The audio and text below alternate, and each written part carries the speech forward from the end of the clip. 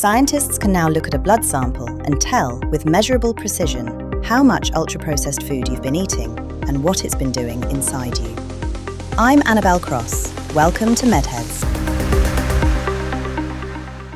Ultra-processed foods, UPFs, have been studied intensively for years. The research linking them to weight gain, cardiovascular disease, and cancer has been building. But there's always been a gap.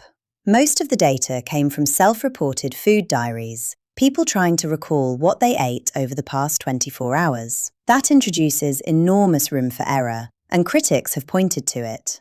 Now something more rigorous has arrived. Here's what's new and why it changes the conversation. Researchers at IARC, the International Agency for Research on Cancer, published what is described as the first large-scale metabolomics study of ultra-processed food intake and blood chemistry. They analysed blood samples from 15,200 people across Europe, participants in the long-running EPIC cohort study. Using targeted metabolomics, that's reading the biochemical fingerprints in someone's blood, they identified 22 circulating metabolites and 8 plasma fatty acids that shift in direct proportion to how much ultra-processed food a person consumes. Your blood carries a measurable chemical signature of your UPF intake. So what are these markers actually saying? Two things are happening simultaneously in the blood of people who eat the most ultra-processed food. First, levels of protective fatty acids are falling. These are the lipids your cell membranes depend on for stability. Fewer of them means your cells are working harder just to stay structurally intact. Second, the blood shows signs of impaired fatty acid oxidation, your body's ability to use fat as fuel. Alongside this, stearic acid, a saturated fatty acid, is elevated, a pattern consistent with disrupted lipid metabolism. Lead researcher Dr. Jessica Blanco-Lopez put it this way: the simultaneous decline in protective fatty acids and the increase of metabolic stress suggest that UPF consumption may contribute to health risks through nutritional displacement and metabolic disruption.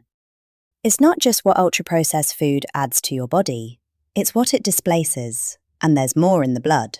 A 2025 scoping review across 24 studies found that high UPF intake is consistently linked to elevated C-reactive protein, your body's primary inflammation marker, along with raised interleukin-6 and TNF-alpha, signaling molecules that keep chronic inflammation running hot. Here's where the bigger picture comes into focus. This blood signature appears to sit upstream of real clinical outcomes. A 2025 meta-analysis tracked over 1 million people across 18 prospective cohort studies. Those in the highest UPF consumption group faced a 15% higher risk of all-cause mortality compared to those in the lowest. And for every additional 10% of their diet that became ultra-processed, mortality risk climbed another 10%. That dose-response pattern, the more you eat, the higher the risk, is one of the most meaningful signals in epidemiology.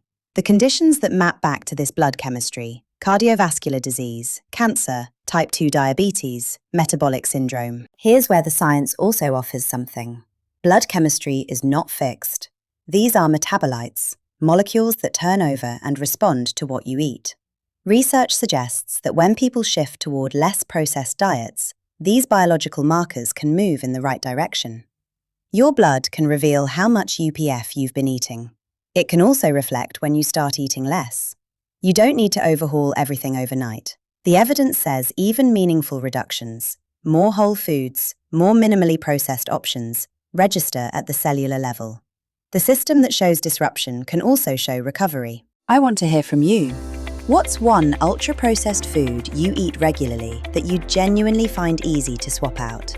Leave it in the comments. I read every one. And if you want more evidence-first science explained clearly, subscribe. There's a lot more.